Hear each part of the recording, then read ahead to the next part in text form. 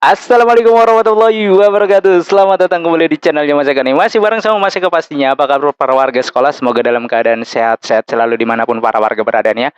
Oke, di video kali ini Mas Eka masih akan membahas atau berbagi informasi seputaran tentang PPDB, di mana sudah beberapa jalur ya di video-video sebelumnya itu sudah Mas Eka informasikan ya, dimulai dari jalur afirmasi, jalur zonasi, jalur prestasi, jalur PTO. Nah, ada lagi yang namanya PPDB bersama. Nah, kalau yang 4 jalur tadi tersebut adalah PPDB reguler. Nah, ini PPDB bersama. Apa sih PPDB bersama, Mas Eka? Jadi PPDB bersama ini sekolah swasta diikut sertakan ya dalam PPDB ini. Sudah 2 tahun kalau tidak salah ya, dan setiap tahun menambah sekolah swasta. Kenapa sekolah swasta dilibatkan ya? Karena jumlah terutama untuk jenjang SMA dan SMK ya, itu jumlahnya itu tidak sebanding dengan jumlah lulusan, terutama di SMP juga demikian gitu ya. Dari SD ke SMP itu jomplang, karena di SD itu ada sekitaran 1.300, sementara SMP-nya hanya ada 200-an ya, hampir 300-an sekolah. Itu jomplang banget, sehingga mau tidak mau ya, suka tidak suka, maka dilibatkanlah sekolah-sekolah swasta itu dalam PPDB bersama. Nah, apa aja sih kelebihan dan kekurangannya PPDB bersama ini, atau penjelasan dari PPDB bersama ini? Nah, di video kali ini Mas Eka akan berbagi informasinya. Tapi sebelum itu, untuk para warga sekolah yang mungkin baru menemukan channel ini Mas Eka nih, silakan subscribe dulu channel ini untuk mendukung channelnya Mas Eka agar bisa berkembang lagi dan bisa memberikan informasi-informasi terupdate kepada para warga sekolah pastinya. Oke, silakan disimak video berikut ini. Kita masuk ke PPDB bersama ya. Ini juga salah satu jalur yang banyak ditanya-tanya ya, Mas Eka PPDB bersama dong. Oke, kita langsung bahas aja yuk. Apa sih PPDB bersama itu? Yuk next. Jadi PPDB bersama ini khusus nih ya. Jadi dia punya keputusan kepala dinas pendidikan, atau ini apa namanya, juknisnya tersendiri. Ya, pelaksanaan penerimaan peserta didik baru bersama tahun pelajaran 2023-2024 yang dituangkan di dalam keputusan Kepala Dinas Pendidikan Provinsi Daerah Khusus Ibu Kota DKI Jakarta nomor E0038 tahun 2023, yaitu tentang pelaksanaan penerimaan peserta didik baru bersama tahun pelajaran 2023-2024. Jadi dia keputusannya berbeda sendiri ya. Nanti bisa di-download ya di web PPDB-nya ya. Oke, langsung aja kita ke pembahasannya dia. Jadi ini udah jelas ya. Nah, untuk pelaksanaannya sendiri, alurnya itu proses pelaksanaan PPDB bersama sama seperti pada umumnya. Cuma nanti yang membedakan adalah pilihan sekolahnya aja sih gitu kan. Kalau yang di sebelumnya itu, atau yang di reguler itu, pilihannya negeri semua ya. Nah, kalau ini pilihannya ada beberapa sekolah swasta yang sudah diikut sertakan di dalam PPDB. Makanya dibedakan nih surat keputusannya. Kalau alurnya sama, dari mulai pengumuman, kemudian pendaftaran, seleksi, kemudian pengumuman hasil seleksi, kemudian lapor diri. Itu tadi alurnya, kita next ya. Nah, ini untuk jadwalnya. Jadwalnya itu dia terbagi menjadi 3 tahap. Tahap pertama, tahap kedua, dan tahap ketiga. Tahap pertama itu dimulai tanggal 12 sampai dengan tanggal 13 atau sampai tanggal 14 ya. Dan lapor diri tanggal 16. Jadi tahap pertama ini dibarengin dengan yang reguler juga gitu kan, yang PPDB umum gitu kan. Ini kan PPDB bersamanya nih, yang pemilihan sekolah swasta. Jadi dibarengin. Kemudian yang tahap keduanya itu dimulai tanggal 19 Juni sampai dengan tanggal 21 Juni, dan tanggal 23 Juni itu lapor diri. Hasil seleksinya bisa dilihat di tanggal 21 Juni. Ini juga berbarengan ya dengan jalur yang ada di reguler. Kemudian jadwal PPDB bersama tahap akhir atau tahap ketiga ini juga biasanya berbarengan dengan yang di jalur yang umum ya, atau jalur regulernya. Tanggalnya dari tanggal 3 sampai dengan tanggal 4 Juli 2000 sorry, dari tanggal 3 sampai dengan tanggal 5 Juli. Kemudian proses seleksinya juga sama. Pengumumannya di tanggal 5 Juli jam 17.00, kemudian lapor dirinya di tanggal 6 dan tanggal 7. Nah, lapor dirinya ini dilakukan secara online, nggak perlu datang ke sekolahan. Yang penting tinggal pencet tombol online lapor dirinya aja. Nah, untuk ke sekolahan atau tidak ya sebenarnya kebijakan sekolahnya masing-masing. Ada yang udahlah nggak usah, ada juga yang mewajibkan untuk datang, padahal udah disuruh online tapi suruh datang, bingung. Makanya ini kayak kayak udah suruh ngirim paket pakai ini pakai jasa antar, tapi dianterin juga sama kita gitu. Jadi 2 kali gitu ya kerjanya. Makanya nggak ngerti konsepnya kayak gimana. Yang jelas kalau misalkan konsepnya itu udah online, harusnya online aja gitu kan. Nggak perlu datang-datang ke sekolah lagi. Kecuali ada hal-hal teknis yang memang harus diwajibkan datang. Kalau nggak ada hal teknis, cuma lapor diri doang, ya nggak perlu ke sekolah, udah cukup online aja selesai kan begitu ya. Oke, lanjut. Nah ini, tujuan dari PPDB Bersama adalah PPDB Bersama bertujuan untuk meningkatkan akses pendidikan dan mendukung peningkatan mutu pendidikan melalui, pelibatan satuan pendidikan yang diselenggarakan oleh masyarakat atau swasta. Jalur yang digunakan adalah jalur afirmasi dengan ketentuan sebagai berikut. Jadi untuk PPDB Bersama ini tidak bisa masuk di jalur-jalur yang lain, dia khusus ada di jalur afirmasi aja dan untuk tingkatannya kalau tidak salah hanya untuk tingkatan SMA dan SMK. SMP belum ada ya, karena, jumlah SMP dan SMK itu memang sedikit ya dibanding dari jumlah SD dan SMP. Walaupun, jumlah SMP itu berbanding dibalik dengan yang SD gitu ya, jadi lulusan SD itu ada 1.300 sementara SMP yang, tersedia itu cuma ada 200 sekian, hampir 300-an. Nah, yang lebih jomplangnya lagi dari SMP ke SMA dan SMK. Jadi yang dari 253 SMP dan SMK-nya itu tidak lebih dari, 200 atau tidak lebih dari 100 lah gitu ya. Itu jomplang banget gitu ya. Jadi dilibatkanlah, sekolah-sekolah swasta untuk diikut sertakan di dalam PPDB ini gitu ya. Nah, pemilihan nih ya, jadi, dengan ketentuan sebagai berikut, pemilihan sekolah swasta berdasarkan data zona. Jadi, ini sekolah-sekolah yang masuk ini memang sekolah yang sudah di ini ya, di apa, di apa namanya, diikut sertakan lah gitu kan. Dalam artian disurvei dulu, dilihat dulu ya berdasarkan apa nih, yang pertama berdasarkan, zona sekolahnya nih sebagaimana tercantum dalam lampiran 3 surat keputusan kepala dinas, pendidikan ini. Jadi nanti di surat keputusan ini ada beberapa lampiran mulai dari zona, kemudian daya tampungnya itu nanti para warga bisa ngecek ya.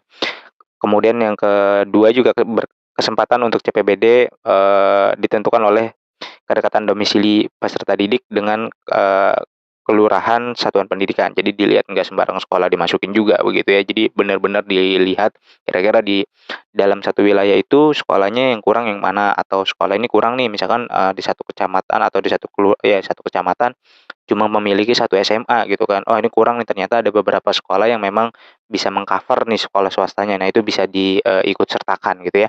Kemudian data satuan pendidikan dan daya tampung sekaligus untuk PPDB Bersama sesuai dengan daya tampungnya itu juga ada di lampiran keempat, nanti bisa dicek ya. Itu tujuannya sebenarnya adalah untuk meng-cover, sekolah-sekolah, negeri yang dimiliki Dinas Pendidikan yang, tidak mampu menampung gitu kan. Artinya lulusannya misalkan ada 1.000 gitu ya, ternyata sekolahnya ini cuma ada 5, ya berarti kan banyak tuh yang tidak bisa tertampung di sekolah negeri, akhirnya, sekolah swasta itu dilibatkan untuk ikut PPDB Bersama juga, gitulah kurang lebih gambarannya, itu tujuannya ya sebenarnya untuk agar bisa lebih, para warga ini bisa masuk lagi, seperti sekolah negeri lah, ini jadi sekolah swasta rasa negeri lah, seperti itu bahasanya ya. Karena kan untuk membangun sekolahan kan butuh waktu dan proses yang panjang, ya udah yang ada aja gitu kan. Yang dari swasta dimanfaatkan lah gitu kan di apa, ya secara bantuan dan segala macamnya diberikan gitu kan, hampir sama seperti di negeri lah, kurang lebih seperti itu.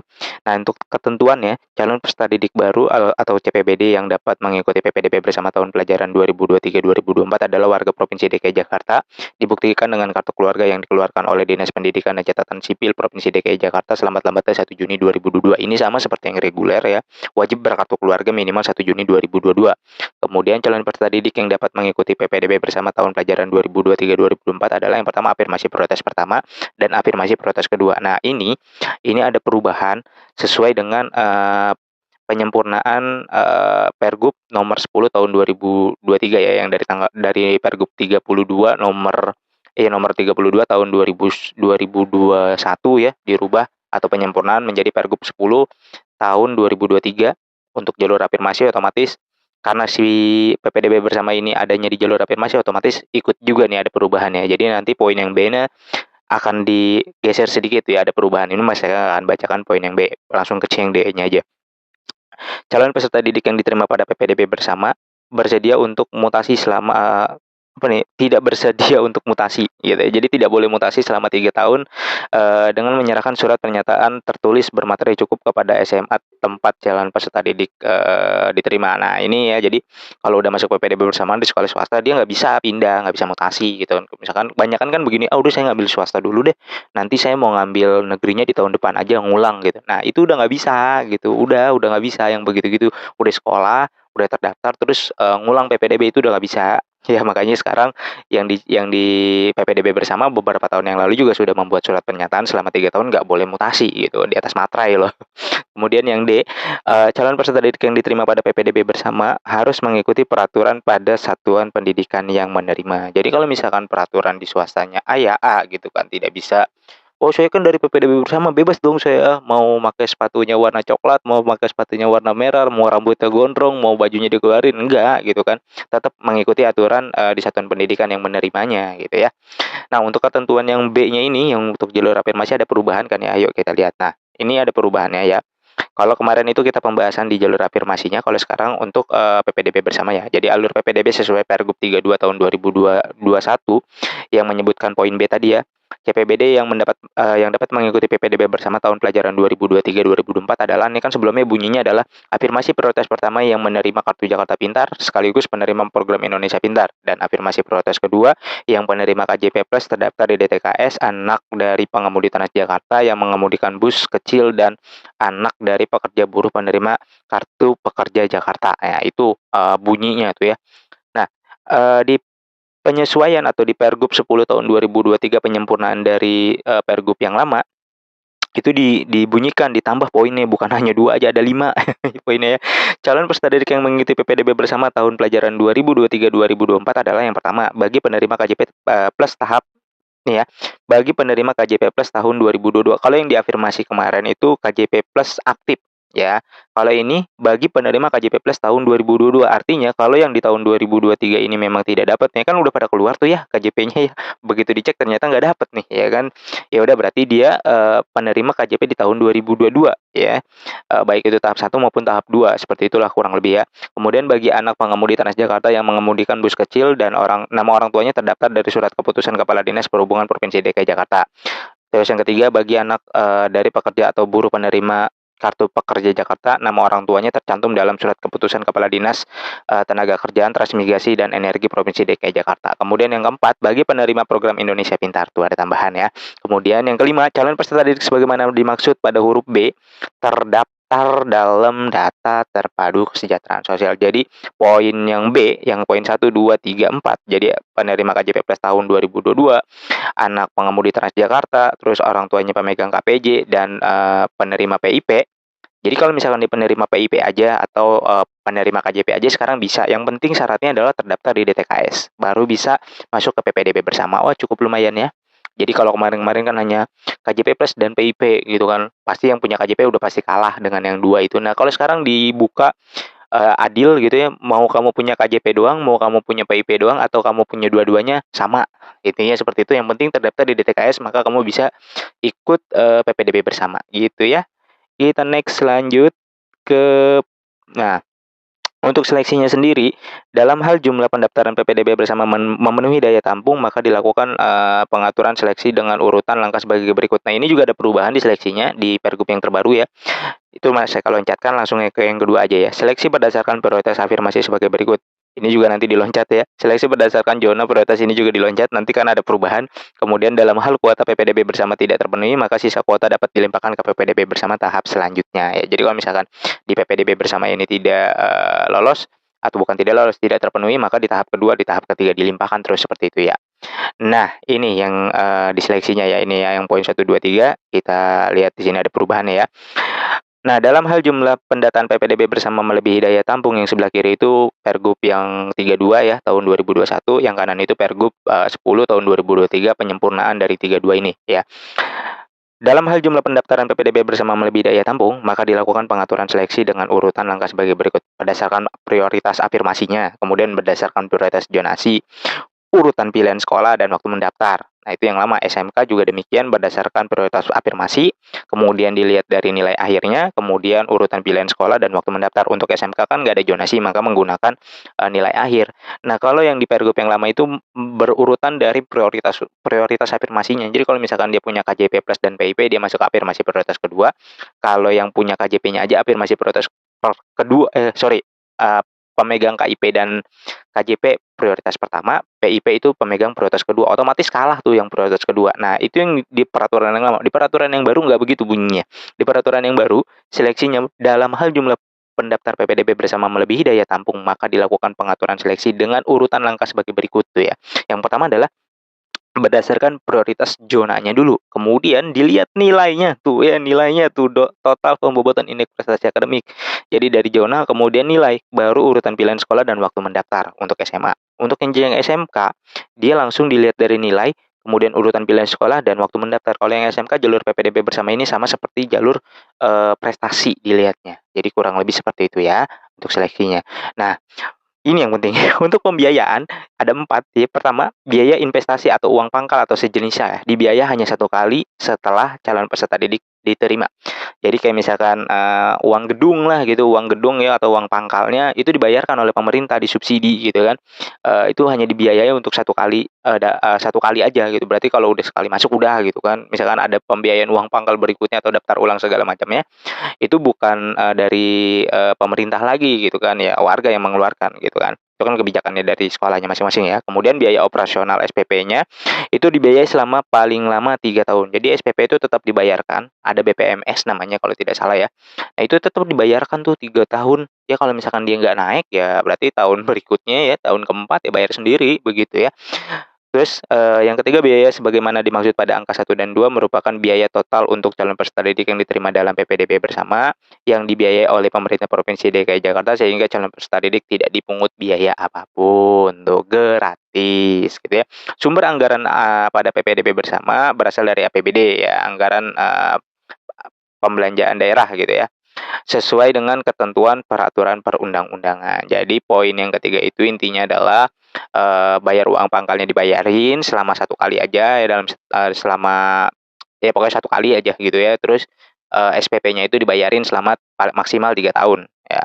Jadi SPP dan sejenisnya itu dibayarin 3 tahun melalui BPMS. Nah, kalau misalkan ada bayar-bayar yang lain-lainnya itu di luar dari yang dicakup pembiayaan ini. Jadi kurang lebih seperti itu para warga sekolah.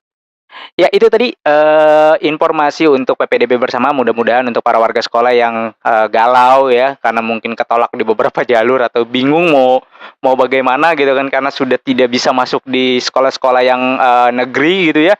Ya ini option-nya bisa ikut di, PPDB bersama ini ya. Jadi PPDB bersama ini seperti yang sudah dijelaskan di, paparan tadi ya, mudah-mudahan bisa bermanfaat untuk para warga sekolah. Dan Mas Eka rasa cukup, mudah-mudahan informasi ini bisa bermanfaat untuk para warga sekolah lainnya, silakan dibagikan ya.